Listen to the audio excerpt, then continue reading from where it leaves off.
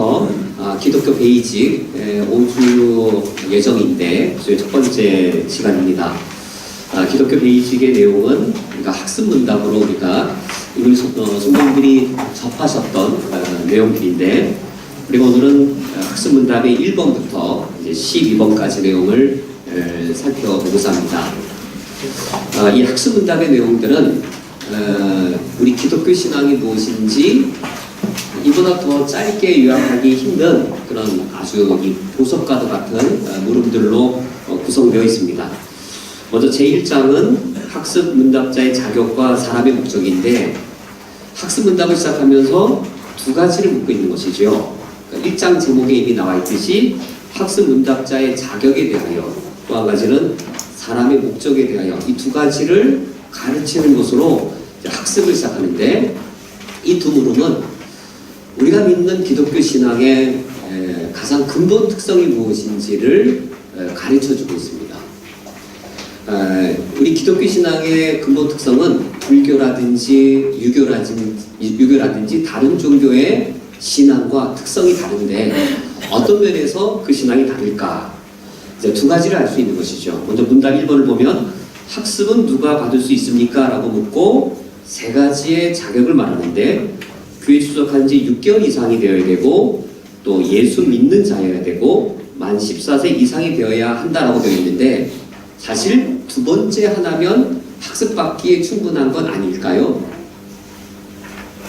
그렇게 생각할 수 있잖아요. 예수 믿는 자면 교회를 6개월 이상 나왔든지 아니면 오늘 처음 나왔든지 뭐 그거 상관없는 거 아닐까요? 근데 왜 1번이라고 하는 조건을 우리 선배 그리스도인들이 이와 같이 엄격하게 이렇게 정해놓고 이것을 지켰을까 하는 겁니다. 여기에 기독교 신앙의 특성이 있는 것이죠. 또 왜 만 14세 이상이어야 될까요? 만 14세 이전에는 예수님 못 믿는다는 말일까요? 만 14세 이전에는 구원 못 받나요? 아닌데도 불구하고 왜 우리 신앙의 선배들은 만 14세 이상이라고 하는 조건을 여기에 엄격하게 조건으로 두었는가 하는 겁니다. 여기에 기독교 신앙의 특성이 있는 겁니다. 이 1번과 3번의 조건을 보면 어떤 사람이 예수 믿고자 할 때에 어서 믿으세요. 어서 믿으세요. 빨리 학습 받으세요. 그래서 빨리 세례 받으세요. 라고 재촉하는 느낌이 드십니까? 아니면 좀 이렇게 미루고 검토해 보려고 하고, 그 믿음이 정말로 경과 믿음이고 진실된 믿음인지 따져보려고 하는지, 전자 같으세요? 후자 같으세요? 후자인 거예요. 이 추석한 지 6개월 이상이라고 하는 이 조건은 그렇게 놓고 보면 긴 기간이 오히려 아닌 겁니다. 최소한으로 잡은 거죠. 최소한 6개월 이상. 오히려 최대 6개월로 미룬 게 아니라, 누군가가 예수님을 믿고자 했을 때 정말로 이분이 섣부른 판단을 한 건 아닌가? 일시적인 감정에 의해 기독교인이 되려고 하는 거 아닌가? 아유, 당신 한번 좀 너무 뜨거운 것 같은데 한번 당신의 결정을 한번 돌아보세요. 당신의 결정을 미뤄도 됩니다라고 이제 신중한 판단을 하도록 할 뿐만 아니라, 또 왜 만 14세 이상이라고 했을까요? 만 14세 이상이라고 하는 것이 어떤 뭐 기계적으로 어떻게 딱 생물학적으로 딱 정확한 건 아니지만 대략 어떤 느낌을 우리 가질 수 있죠? 자기 스스로 기독교 신앙을 받아들일 어떤 이 인격적 결정을 할 수 있는 나이대까지 이렇게 시간을 두는 겁니다. 그래서 문답 1번을 놓고 봤을 때 기독교 신앙의 어떤 특성을 알 수 있습니까? 기독교 신앙은 무조건 믿으십시오, 빨리 믿으십시오, 우선 믿기부터 하십시오 라고 하기보다 정말로 그 사람이 자신의 감정이나 일시적인 것들에 의해 섣부르게 결정하는 것이 아니라, 또는 미숙한 나이에 미숙한 판단을 해서 하는 것이 아니라, 또는 부모나 누구에 의해 억압에 의해서 하는 것이 아니라, 자발적으로 스스로 자기가 판단하고 느끼고 결정을 내려서 기독교 신앙을 갖고자 하는 기독교 신앙의 인격성을 알 수 있습니다. 문답 1번은 기독교 신앙은 다른 종교와 달리 그 신앙 자체가 인격적이라는 사실을 말해주고 있습니다. 이 학습문답을 최근 20, 30년 전에 만든 게 아니에요. 수백 년 된 겁니다. 그러니까 수백 년 전부터 기독교는 개신교도 특히 종교개혁 이후에 켈빈과 루터 이후에 기독교 개신교 신앙은 수백 년 동안 처음부터 수백 년 동안 이처럼 그 신앙이 어떤 종교적이거나 율법적인 것이 아니라 비인격적인 것이 아니라 인격적인 부분을 대단히 중시했음을 알 수 있습니다. 그리고 학습받고 그 다음에 곧바로 그 다음날 세례를 주는 것이 아니라 얼마가 지나야 세례 받을 수 있죠? 최소한 6개월이 지나야 됩니다. 세례를 받으려면 반드시 학습을 받아야 됩니다. 이런 세 가지 조건을 갖췄다고 막바로 세례 주는 게 아니라 이렇게 세 가지 조건을 갖춘 사람에게 그때 비로소 학습을 하게 해요. 학습이란 무엇이지요? 학습? 그 말 그대로예요. 뭐 하는 것이 학습이란? 배우는 거예요. 학습 후 세례라고 하는 것은 배운 다음에 세례를 주는 것인데 이것은 무조건 믿으라고 하는 것과 어떻게 다른가요? 학습 후 세례란 무조건 믿으라가 아니라 어떻게 믿으라는 것일까요? 이 세례라고 하는 것은 믿겠다라고 하는 믿는다라는 고백이고 그 표현이잖아요. 세례가 학습 후 세례란 말은 무엇이죠? 무조건 믿어라가 아니라 알고 믿어라요. 기독교 신앙은 알고 믿어라요. 무조건 믿어라가 아니라 알지 않더라도 믿어라가 아니라 알고 믿어라입니다. 왜 알고 믿어야 할까요? 아까 제가 이 문답 1번은 기독교 신앙이 어떤 특성을 보여준다고요? 기독교 신앙의 인격적 특성을 보여주고 있기 때문입니다. 왜 기독교 신앙이 인격이냐면 믿는 대상 때문이에요. 미국을 믿는다라는 말하고 나는 KTX가 제일 빠르다고 믿는다라는 것과 나는 내 아내를 믿는다라고 말할 때 나는 사과가 제일 맛있다고 믿는다라고 말할 때 믿음의 대상에 따라 믿는 내용이 달라져요. 어떻게 달라질까요? 나는 KTX가 제일 빠르다라고 믿는다라고 할 때는 대상이 비인격적인 대상이잖아요. 그때는 어떻게 해보면 알까요? 실험해보면 알 수 있고 KTX로 분해해보거나 뭐 그러면 알 수 있어요. 그런데 우리는 비인격적인 대상을 믿는 게 아니라 누구를 믿죠? 인격이신 하나님을 믿습니다. 그런데 만약에 내 딸이 3개월 만난 남자를 데리고 와서 결혼하겠다라고 하면 제가 뭐라고 할까요? 불같아 마음이 막. 또 그 남자 뭘 알고 결혼하려고 하니? 아빠 정말 나 사랑해. 네 마음은 알겠는데 그 사람에 대해서 네가 3개월 만났는데 얼마나 안다고? 라고 말할 때 사랑과 무엇이 연결되어져요? 사랑과 무엇이? 그 대상을 얼마나 아느냐. 모르는 사람 사랑할 수 있어요? 모르는 사람 사랑할 수 있어요? 우리가 하나님을 믿어야 되죠. 우리 남편이 어떤 친구랑 되게 친하게 친했는데 3개월 친한 친구에게 1억을 빌려주고 왔어요. 그럼 뭐라 그럴까요? 아, 그 친구가 6개월 뒤에 간다고 그랬어. 당신 그 친구 말을 어떻게 믿어? 아이, 좋은 친구라니까. 아이, 당신이 그 친구를 알면 얼마나 안다고 그 사람을 믿어? 라고 말할 때 모르는 사람 믿을 수 있어요? 왜 학습 후 세례인 것이죠? 기독교 신앙은 철저한 특성이 인격적이에요. 왜? 믿음의 대상이 인격이신 하나님이기 때문입니다. 하나님을 모르고 주 너희 하나님을 사랑하라. 하나님이 어떤 분인지 모르는데 무조건 주를 믿사오니 라고 말할 때 그 신앙심은 이방 종교 신앙과 별 차이가 없을 수 있게 되었습니다. 그래서 기독교 신앙은 종교개혁 이후로 루터와 켈빈이 종교개혁하면서 아주 강조한 것이 요리문답이었어요. 루터의 대요리문답, 소요리문답, 켈빈의 소요리문답, 대요리문답, 그리고 우리 장로교 청교도죠. 이 웨스트민스터 소요리문답, 대요리문답. 이제 루터교는 이제 독일 쪽이죠. 독일 쪽의 루터교는 하이델베르그 교리문답. 그런 교리문답들이 대단히 많아요. 알고 믿으라, 이게 알고 믿으라. 종교개혁 이후에 종교개혁의 그 잘못된 기독교 신앙을 겪었던, 종교개혁 이전에 중세 로마 캐톨릭의 그릇됨을 겪었던 종교개혁자들은 무조건 믿어라가 아니라 알고 믿어라여서 교리문답들을 대단히 많이 만들어냈고, 그 교리문답의 진주와 같이 제일 아름다운 것만 추린 것이 학습문답이에요. 대단히 중요합니다.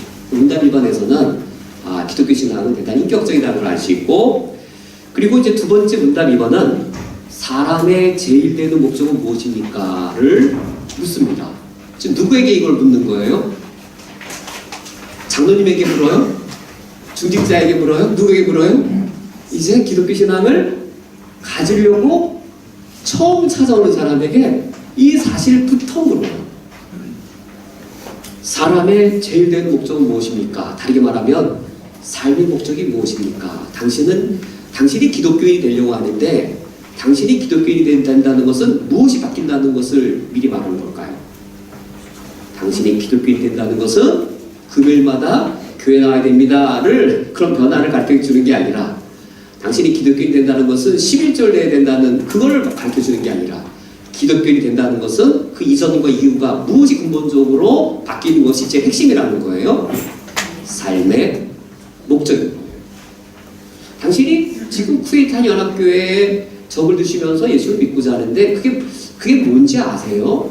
단지 금요일 날만 교회 나오는 것 그거 아닌데 혹시 그거 아세요?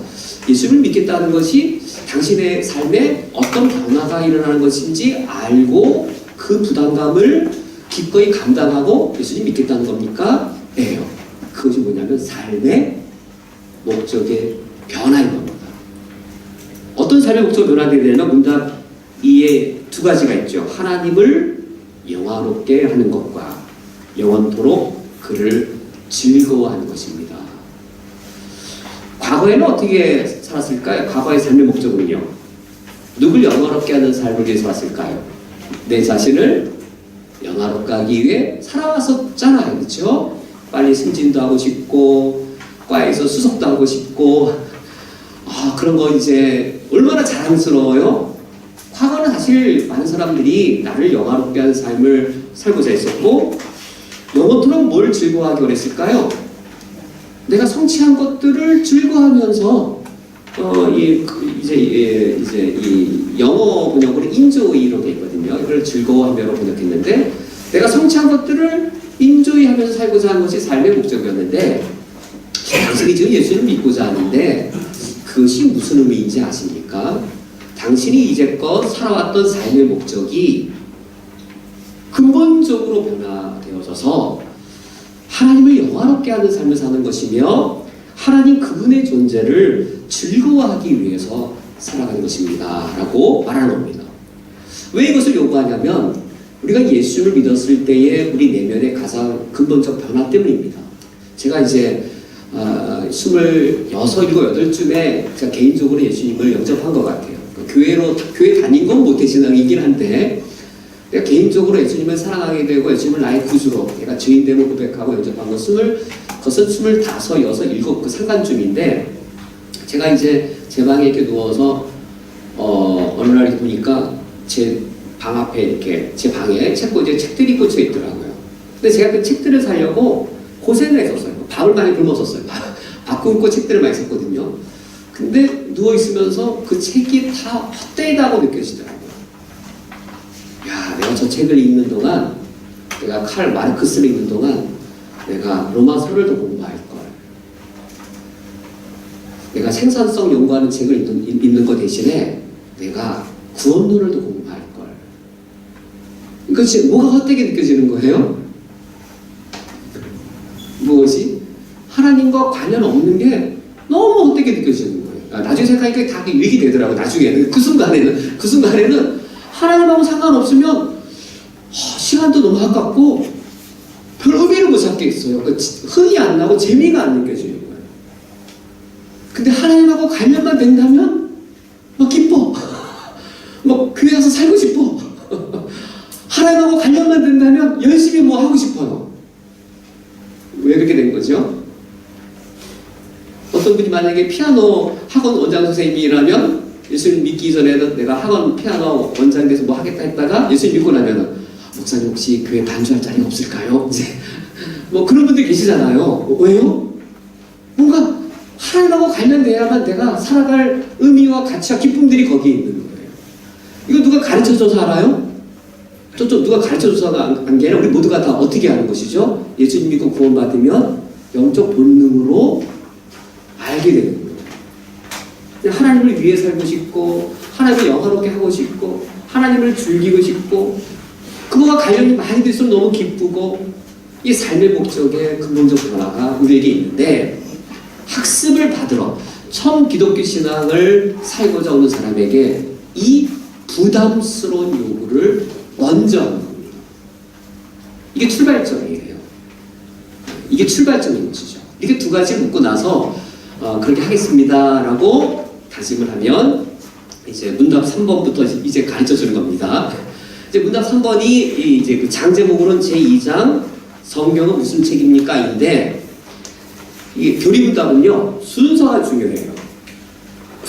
구성의 순서가 중요한데 삶의 목적이 무엇인지를 확인시켜 준 다음에 그 다음에 그 관점에서 성경이 무엇인지를 배우게 합니다. 그러니까 어떤 관점에서 봐야 성경을 바르게 깨달을 수 있냐면 성경을 읽을 때 행복의 비결을 찾으려고 읽는다든지 성경을 읽을 때 뭐 마음의 위로를 받는 비결이라든지 뭐 물질의 축복을 얻는 비결이라든지 그런 관점으로 읽어서는 성경을 읽어도 읽을 수가 없는 것이죠. 성경을 바르게 읽으려면 어떤 관점에서 읽어야 되는 거예요? 문답 2번이에요. 내가 어떻게 하나님을 영화롭게 할 수 있을까? 내가 어떻게 영원토록 하나님을 즐거워 살 수 있을까? 란 관점에서 성경을 읽어야 하나님이 성경을 통해 우리에게 들려준 음성을 정확하게 깨달아 알 수 있습니다. 이 성경은 우리 기독교 신앙에 어떤 위치를 차지하고 있냐면 이 성경은 기독교 신앙의 초석이 되었습니다. 제가 좀 하나 맺고 넘어갈게요. 문답 1번이 기독교 신앙의 인격성을 말한다면 문답 2번은 기독교 신앙의 영성을 말해줍니다. 영성이라고 할 때 뭔가 뭘 봤다, 음성을 들었다 여기에 영성이 있는 게 아니라 누가 더 진짜 영적인 사람 어떤 사람이에요? 우리가 진짜 영적일수록 하나님을 위해 살고 싶은 사람은 진짜 영적인 사람이에요. 내가 죽고 하나님이 전부가 되는 사람. 나는 전무해지고 나는 없어지는 거예요. 나는 전무해지고 하나님이 전부가 되는 사람이 성경적인 영성이에요. 그래서 이제 문답 1번이 기독교 신앙의 인격성을 말한다면 문답 2번은 기독교 신앙의 영성을 말합니다. 그래서 이 기독교 신앙의 기초가 뭘까요? 이런 기독교 신앙을 만들어낸 기초. 챕터 제목 1을 보니까 성경이 이런 기독교 신앙의 기초예요. 이제 학습을 받으면서 내가 이런 기독교 신앙, 이런 성격의 신앙을 받아들이고자 합니다 라고 말했더니 이제 문답 3번부터 가르쳐주면서 그 기독교 신앙의 기초는 바로 성경입니다 라는 것이죠. 그래서 교리 문답을 공부할 때 순서가 의미가 있어요. 근데 기독교 신앙의 기초가 성경이란 말은 다른 것도 있을 수 있다는 거예요. 성경 말씀이 기독교 신앙의 기초라고 하는 주장도 있지만 교회 다니시는 분들 중에 또는 또 다른 어떤 교회는 기독교 신앙은 성경이기도 하지만 다른 게 더 중요한 기독교 신앙의 기초다라고 말하는 교회도 있고 교파도 있고 같은 교회 안에 그렇게 주장하는 성도님도 있다는 거예요. 기독교 신앙의 기초가 성경 외에 또 뭐다라고 말하는 분들이 있을까요? 또 뭐다? 저는요 교회를 다녔는데 믿음이 잘 안 생겨요. 그렇게 말했더니 체험이 없어서 그래? 그런 거 들어보셨어요? 아직 체험이 없어서 그래? 그래요? 나랑 다음 주에 기도원 가자. 이제 체험이 없어서 그래? 라고 말하는 것이 기독교 전통 안에 적은 비중이 아니에요. 대단히 많은 비중이에요. 그래서 이제 10명이 기도원 갔는데 한 3명은 뭘 봤어요. 그리고 막 뜨거워지고 믿어요. 근데 기도원 가서 아무것도 안 하고 냉랭하고 내려온 7명은 여전히 믿음이 없어요. 그걸 보고는 역시 체험이 있어야 신앙이 생기는구나 라고 여겨서 기독교 신앙의 기초를 성경보다 무엇을 우위로 여기는 거예요? 체험을 성경보다 기독교 신앙의 기초이되 더 위로 보는 교회, 교파 또는 그런 부류의 그리스도인들이 기독교 교회 전통 안에 항상 있어 왔습니다. 그런데 주류, 기독교의 주류는 아니에요. 기독교 주류는 어떻게 말해요? 기독교 신앙의 기초를 무엇이라고 가르치는 것이에요? 체험보다 성경이라고 말하는 거예요. 체험으로 성경을 해석하는 게 아니라 체험을 뭘 해석해야 돼요? 성경을 해석해야 되는 거예요. 체험을 통해서 우리 믿음이 풍성해지고 체험을 통해서 흔들릴 때 믿음이 확고해지는 부분이 분명히 있어서 우리는 체험을 무시하거나 체험을 경시해서는 안 됩니다. 체험을 중시해야 되고 체험을 우리는 추구해야 돼요. 뭐 체험 있을 때 하나님 왜 그러세요? 나 그런 거 싫어요. 그러면 안 되시고 하나님 보여주시면 보고 들려주시면 듣고 갑자기 병을 치유해주면 치유받아야지 하나님 왜 이러세요? 왜 이러세요? 이러면 안 되고 체험은 되게 좋은 거예요. 하나님의 은혜예요. 문제는 뭐가 문제예요? 체험을 성경보다 더 중시하고 체험으로 성경을 해석하려고 하는 게 문제지 아니에요. 이 체험은 되게 소중하고 하나님의 특별한 우리에게 주시는 은혜들이에요. 그러니까 체험을 거부하거나 부정시해서는 안 되고 하나님 주신 체험인데요. 꼭 우리가 누려야죠. 그런데 그런 체험이 있더라도 우리가 성경을 해석하고 성경 아래 놓아야 되는 것이죠. 왜 체험이 체험이 2차적이냐면 2번이 무너져요. 체험이 중시되어지면 문답 2번이 무너져요. 2번이 뭐라고요? 예수 믿는 목적이 뭐예요? 하나님 영화롭게 하는 것인데 한번 체험 위주가 되잖아요. 심지어 하나님도 내 체험으로 해석하고요. 성경도요. 내 체험으로 해석해요. 그래서 누굴 위해서 하나님을 믿냐면 날 위해 하나님을 믿어요. 자기 중심적으로 하나님을 믿어요. 내가 체험한 거 아니면 성경에 뭐라고 말해도 안 믿어요. 내가 체험한 게 최고의 성경이에요. 성경이 뭐라고 말해도 귀 닫아요. 누가 뭐라고 해도 말 안 들어요. 그래서 체험이 신앙의 기초가 되어질 때 문답 2번이 무너져 버려요. 하나님을 영화롭게 하는 게 아니라 내가 믿는 하나님을 영화롭게 해서 자기중심적으로 하나님을 믿어요. 그러므로 체험이 기초가 아니고 성경이 우리 신앙의 기초가 되어집니다. 성경이 우리 신앙의 기초가 되어진다는 사실을 문답 3번 물음 자체가 달리 표현하고 있어요. 성경이 신앙의 최고의 기초란 말을 문답 3번 물음이 뭐라고 말해주고 있죠? 우리 신앙과 생활의 유일한 법칙이 무엇입니까? 라는 말이 성경의 정의예요. 아주 중요한 정의예요. 성경이란 무엇이라는 거예요? 성경이란 우리 신앙과 생활의 유일한 법칙이라는 거예요. 어떤 두 영역이요? 신앙이란 영역, 또 하나 생활이란 영역. 성경은 신앙, 믿을 때 이게 바른 믿음인지 그릇된 믿음인지를 판단하는 유일한 법칙이고 신앙뿐만 아니라 생활, 돈이라든지 직업이라든지 우리 삶에 있어서의 윤리적으로 옳은가 그른가를 판단하는 유일한 법칙입니다. 법칙들 중에 하나가 아니라 유일한 법칙. 사실 그 칙자를 빼고 법이라는 말이 더 의미가 좋죠. 유일한 법이 되어진 겁니다. 왜 성경이 이와 같이 유일한 법이 되어지냐면 그 이유가 문답 3번의 답변을 보면 성경은 어떤 것이기 때문에 그럼 우리 신앙과 믿는 바, 생활, 살아가는 바의 유일한 법칙이 되는 것이죠. 신약 성경은 뭐죠? 세 가지. 정확하고 오류가 없는 하나님의 말씀이기 때문입니다. 성경의 그 정확성 그리고 성경에 오류가 없는 성격과 그리고 하나님의 말씀이라는 사실 때문에 성경은 그러한 기초가 되어집니다. 그래서 우리 가서 성경을 배우는 거 있어요. 성경을요. 우리 크리스찬 연합교 선생님들은 성경에 대해서 너무 뜨거우셔갖고 하나님도 놀라실 것 같아요. 이거 하나님 너무 기뻐하실 것 같습니다.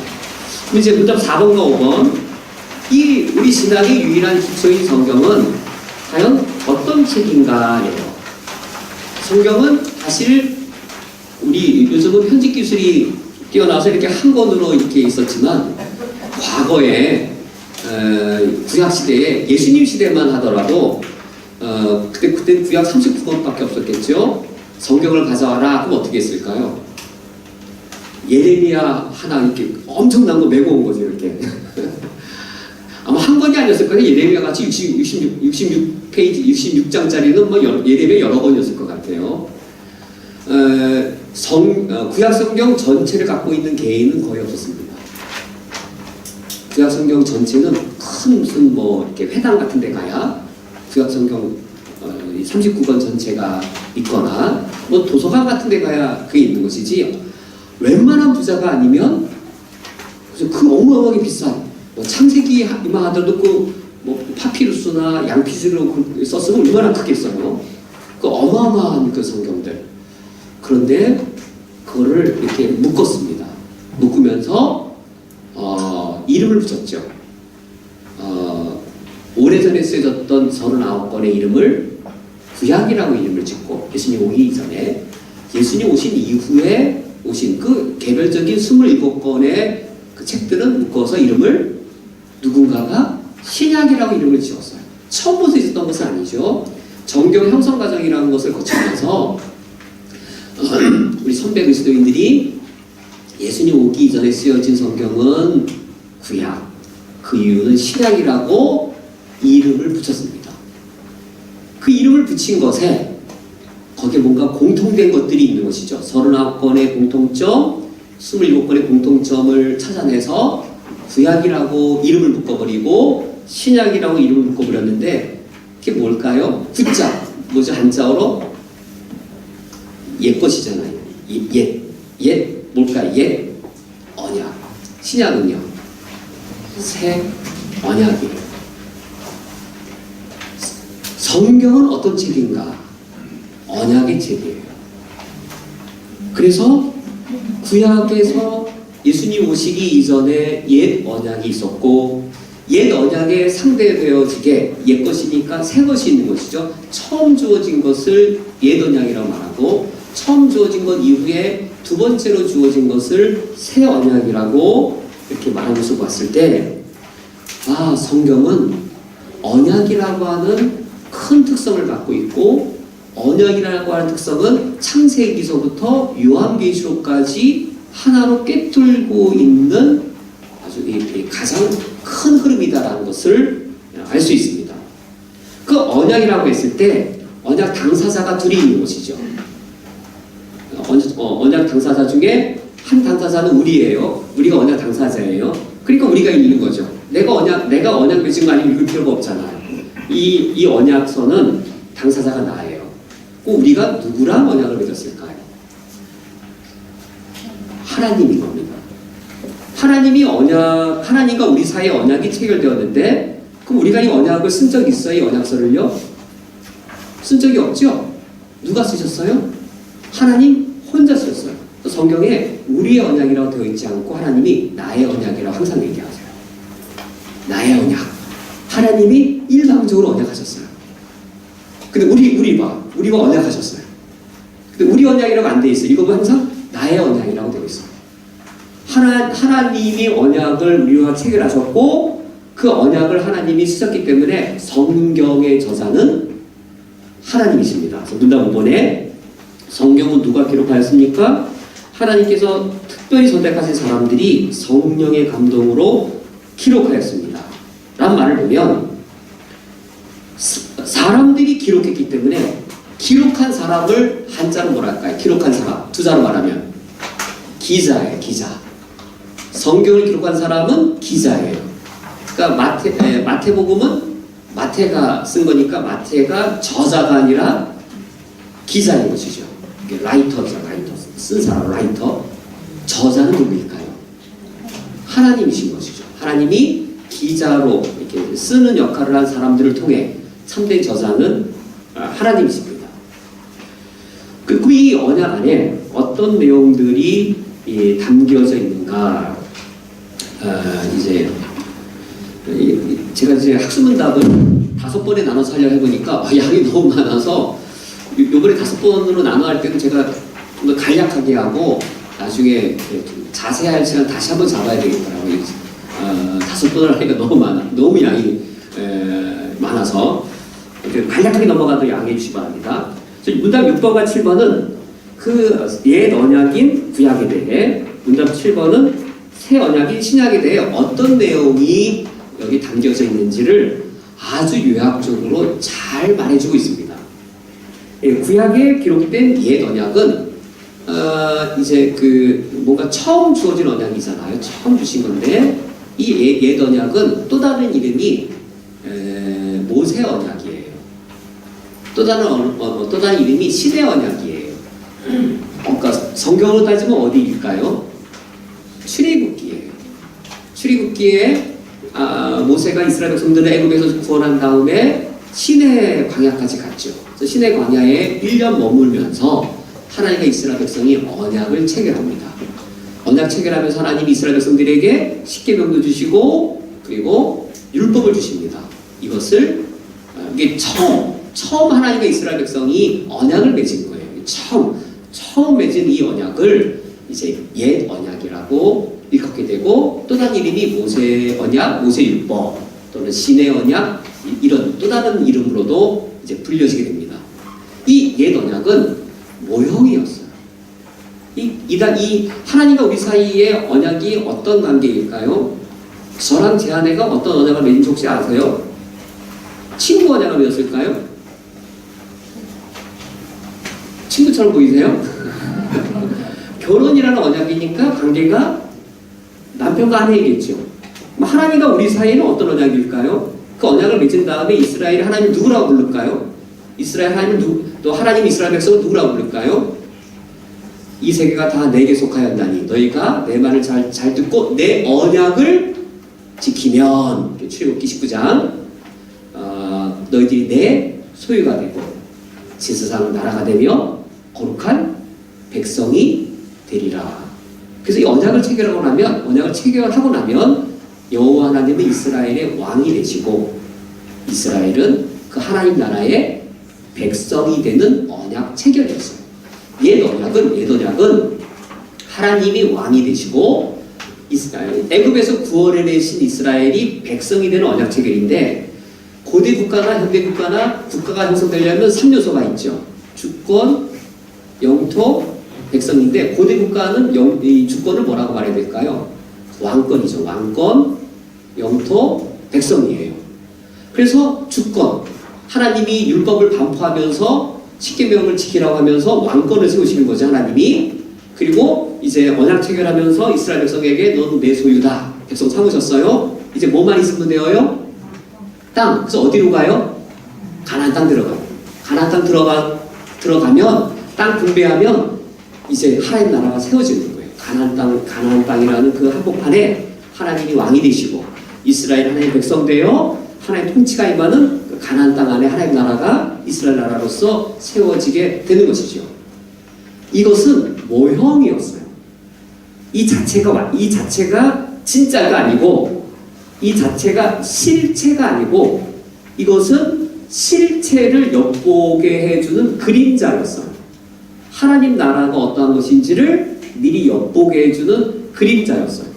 그래서 이 옛 언약, 모세와 체결했던 이 언약은 완전한 것도 아니고 불완전한 것이었는데 그래서 에스겔 선지자와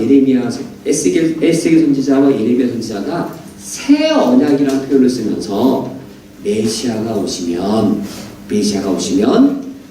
모세를 통해 우리에게 주셨던 이 언약을 완전하게 이루어 주실 것이다.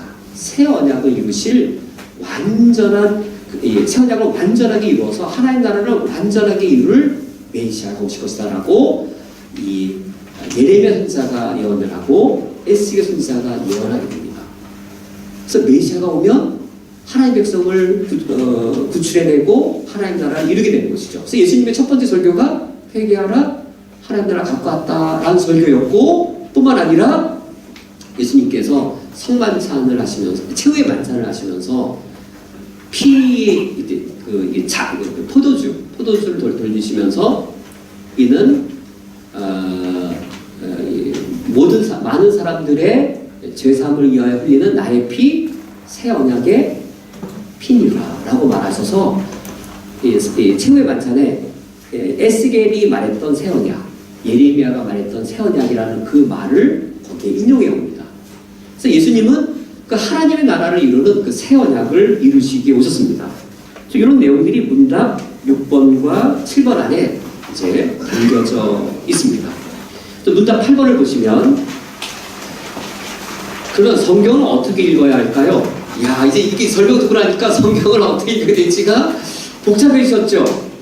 매일매일 읽고 그대로 지키기 위해 읽어야 되는데 성경을 알기 위해 읽는 게 아니에요. 성경을 알기 위해 읽는 게 아니고 지키기 위해 읽는 건데, 혹시 우리 집 아내에게 냉장고를 사다 줬더니 냉장고 그 매뉴얼을 재미있게 읽는 거 봤어요? 신모델 드럼 세탁기가 나와서 썼더니 그걸 묵상하면서 재미있게 읽는 거 봤어요? 드럼 세탁기 매뉴얼을 왜 읽을까요? 사용하려고. 우리가 성경을 왜 읽어야 될까요? 문답 3번을 미리 생각하셔야 되죠. 성경이 뭐라고요? 신앙과 삶의 최고한 유일한 법이에요. 그 법을 왜 읽을까요? 매뉴얼을. 재미로 읽는 게 아니고 그대로 살아내려고. 근데 누구로서요? 언약 백성으로 살아내기 위해서 성경을 읽게 되었습니다.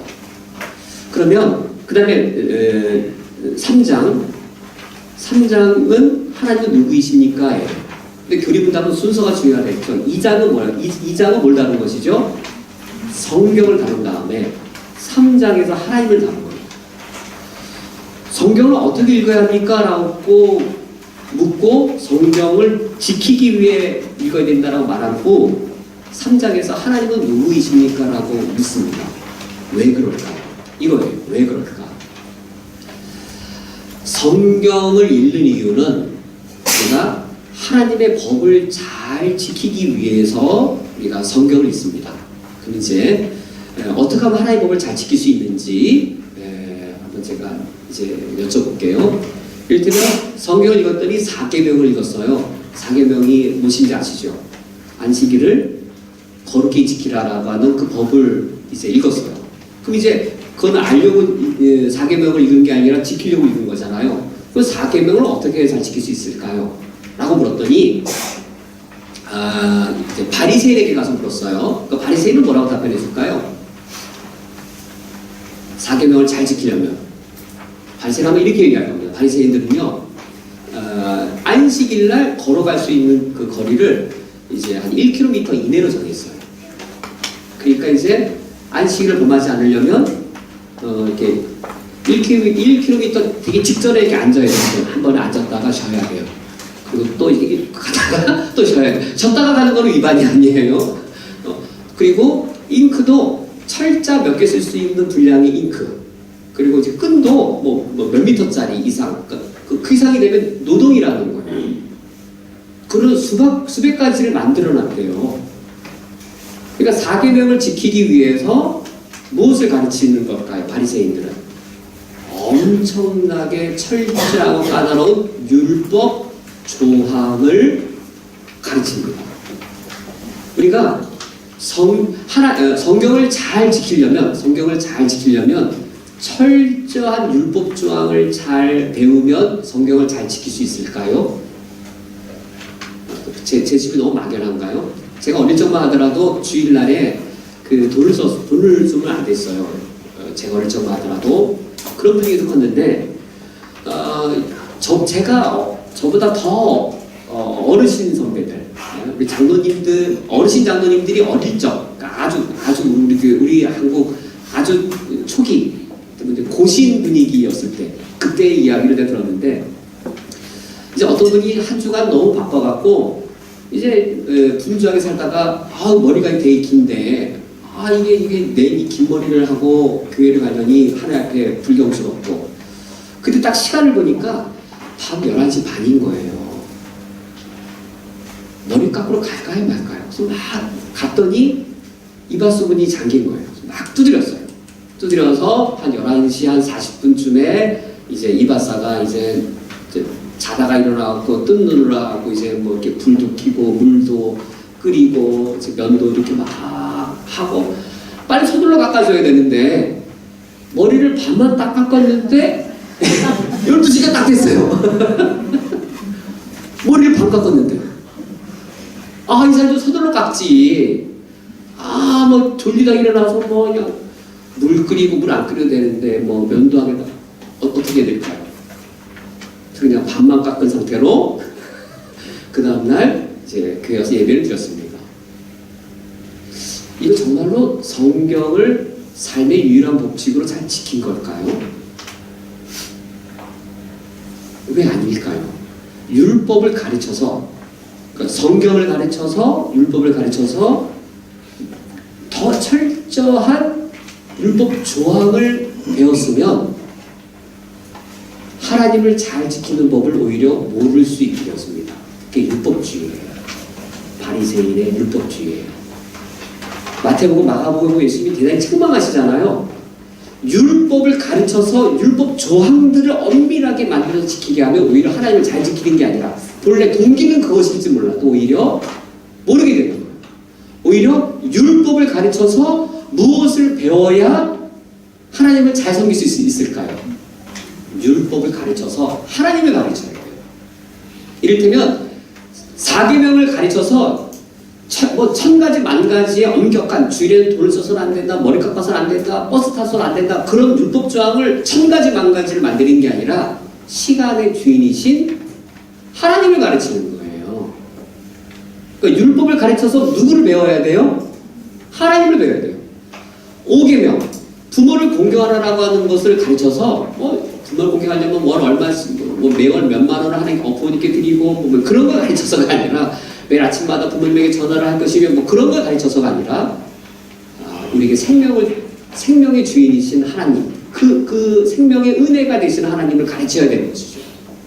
도둑질하지 말라는 어떤 이건 도둑질, 저건 도둑질 아닌 것, 그런 세밀한 규정들을 가르치는 것이 아니라 무엇을 가르쳐야 될까요? 하나님의 공정하심. 그러니까 하나님을 가르쳐야 성경을 배우는 겁니다. 하나님을 가르쳐야, 거기 하나님의 무엇이요? 하나님의 성품, 하나님의 가치관, 하나님의 뜻, 하나님의 계획을 가르쳐야 성경을 배웠을 때 하나님을 바르게 섬길 수 있게 되었습니다. 그래서 문답 9번, 10번은 제가 좀 빠르게 진행을 할게요. 이제 문답 9번을 보면, 그래서 이제 하나님에 대해서 배우는 겁니다. 문답 9번을 보면,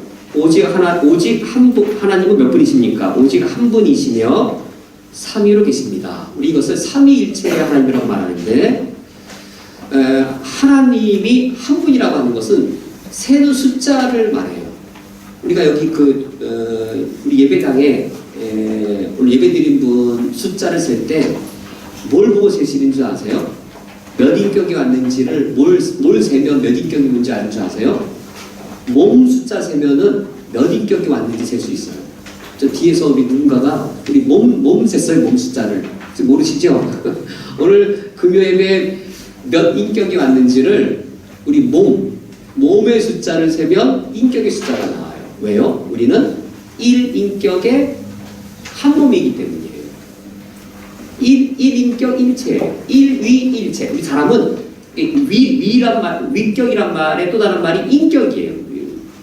위격, 인격 같은 말이에요. 근데 이제 인격이란 말이 있으니까 위격이라고 한자어로 번역한 건데 헬라어도 다르지만, 그러니까 우리는 1위 1체예요. 우리 인간은 1위 1체니까 우리는 몸 숫자를 세면 여기 예배에 참석한 인격 숫자랑 똑같아요. 그래서 우리가 이제 몸 숫자를 보고 이렇게 세서 오늘 몇 분이 왔습니다 라고 말하는데, 하나님이 성부, 성자, 성령 3인격인데 숫자 셌더니 몇 분이에요?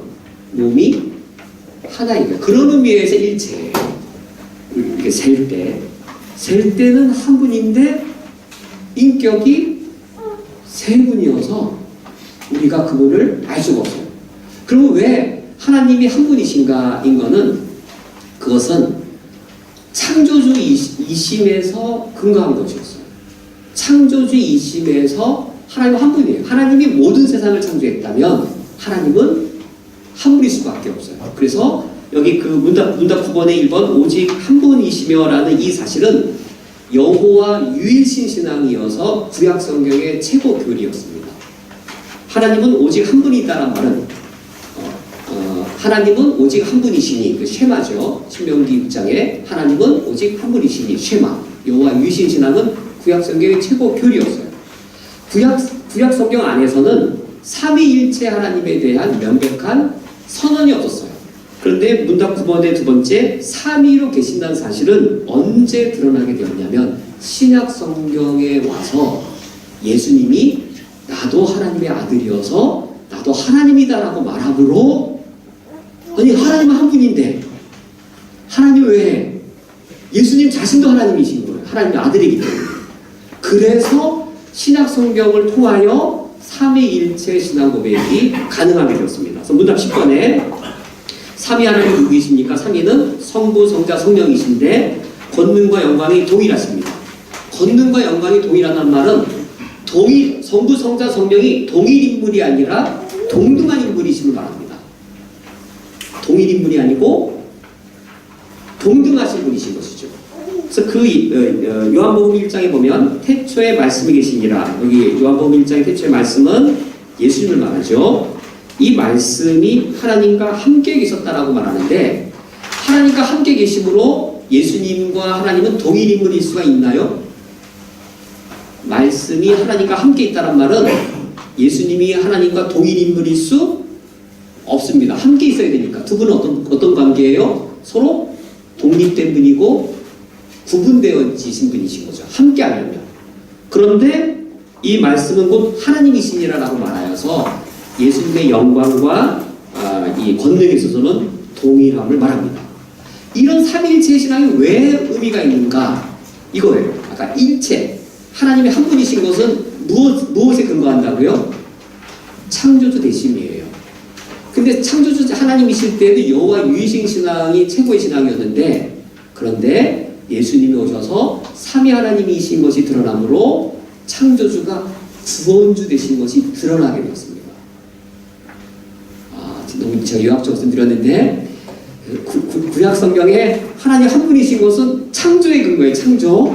이 세상 전체 하늘 땅 바다를 다 창조한 분이 하나님이니까 신은 한 분일 수밖에 없잖아요. 창조주 하나님의 근거에서 여호와 유일신 신앙이 강력한 거였어요.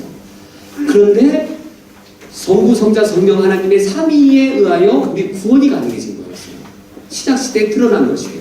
그래서 삼위일체 하나님을 배우면 창조주가 구원주가 되신 그 우리의 신앙 고백을 풍성하게 알 수 있습니다. 이 내용들을 나중에 우리가 소요리 문답을 배울 때 더 자세하게 배울 수 있겠습니다. 그 다음에 이제 문답 11번과 12번, 이렇게 창조주가 구원주가 되신 우리 하나님 어떤 분이신가? 문답 11번과 12번은 창조주가 구원주가 되신 삼위일체 하나님이 어떤 분이신지를 두 가지 속성만 대표적으로 뽑아서 말해주고 있어요. 학습문답의 묘미는 여기에 있습니다. 하나의 속성이 대단히 많은데 제일 중요한 것만을 간추리 있는 거예요. 일체이시기 때문에 창조주이시고 삼위이시기 때문에 구원주이시면 아는데, 삼위일체가 되셔서 창조주가 구원주가 되시는 우리 하나님 어떤 분이실까? 문답 11번은 하나님은 언제부터 계십니까? 시간적으로 하나님의 영원하심에 대하여. 문답 12번, 하나님은 어디에 계십니까? 공간적으로 하나님의 무한하심에 대하여. 두 가지 속성을 이렇게 말하고 있습니다. 학습문답의 묘미는 이 사람 하나님의 가장 중요한 속성만을 이렇게 뽑아낸 게 있어요. 그래서 문답 11번, 하나님은 언제부터 계십니까? 그래서 하나님의 시간적 영원성을 말하는데, 그 동그라미 2번을 보면 영원전부터 영원까지 계신다라고 말하면서 어떤 하나님으로 말하고 있어요? 스스로 계시는 거예요. 하나님은 시작이 없어요. 그런데 윤상원이라는 사람은 시작이 있어요. 그럼 무엇을 말할까요? 시작이 있는 존재는요, 스스로 존재할 수 없어요. 제가 언제 시작되었냐면요, 우리 어머니가 저를 태어나게 함으로 제가 시작했거든요. 우리 어머니가 저를 시작하게 했어요. 저는 누구 없이 못 살까요? 나를 시작하게 한 우리 어머니 없이는 못 살죠. 저는 스스로 존재할 수 있는 게 아니라 철저하게 우리 어머니에게 의존적이에요. 어머니를 떠난다는 것은 뭐죠? 죽음입니다. 어머니 없이 나 혼자 살 수 있다. 엄마 생명, 내 생명, 난 독립적인 인격이야. 내가 왜 엄마 말 들어야 돼? 라고 젖되자마자 집 나가면 사망입니다. 나는 시작이 없어. 시작이 있어요. 난 시작. 나는 영원 전부터 존재하지 않았어요. 어머니로 인해 시작했어요. 어머니로 인해 시작한 자는 나를 시작해 한 존재에게 철저하게 의존적이에요. 이에 비해 시작이 없는 하나님은요, 누구에게 의존하지 않습니다. 하나님은 시작도 없고 끝도 없는 이분은 자기로 인하여 피조물들을 시작해 하시고 피조물들을 존재케 하세요. 피조물들은 철저하게 시간적으로 영원하신 그 하나님, 그분은 자존자여서 그 자존자이신 하나님께 철저하게 의존할 때에만 살아갈 수 있고, 그러므로 이 자존자이신 시간적으로 영원하신 하나님은 모든 피조물들에게 은혜를 베푸시고 모든 피조물들이 자신을 의존하여 살아가게 하시는 생명의 원천이 되시는 분이십니다. 이것이 문답 11번이고, 또 문답 12번 공간적으로 하나 어떤 분이세요? 공간적으로 무한하신 분이십니다. 우리 이것을 무소부재 이렇게 또는 편재 이렇게 표현하죠.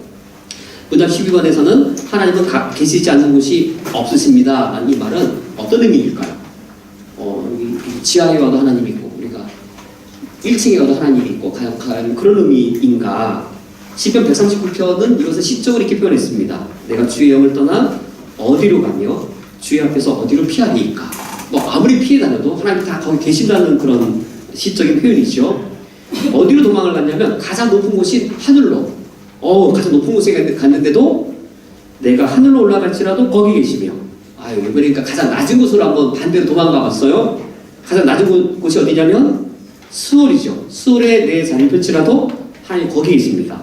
그래서 이제는 내가 새벽 날개를 치면서 가장 먼 곳, 이제 바다 끝까지 갔어요. 가장 먼데 근데 거기에 가 있을지라도 거기에서도 주의 손이 나를 인도하시며 주의 손이 나를 붙드시나이다 라는 이 무소부재, 공간적으로 무한하심은 무슨 의미일까요? 하나님 어디에 계시다는 이것은 이 시편 139편에 의하면 무엇을 말하고 있는 것이죠? 하나님의 통치가 미치지 않는 곳이 없음을 의미합니다. 그러니까 모든 것이 하나님이 있다라는 단순한 있다란 말이 아니라 하나님의 통치권, 하나님의 능력과 하나님의 지혜가 다루고 컨트롤하고 지배하는 그 능력이 모든 것에 다 미치고 있음을 말합니다.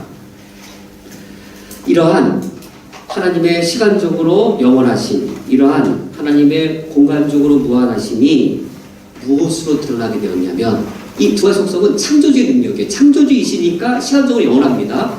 창조주이시니까 공간적으로 무한하세요. 이런 창조주의 능력이 무슨 능력으로 드러났어요? 우리를 구원하는 능력으로 드러났어요.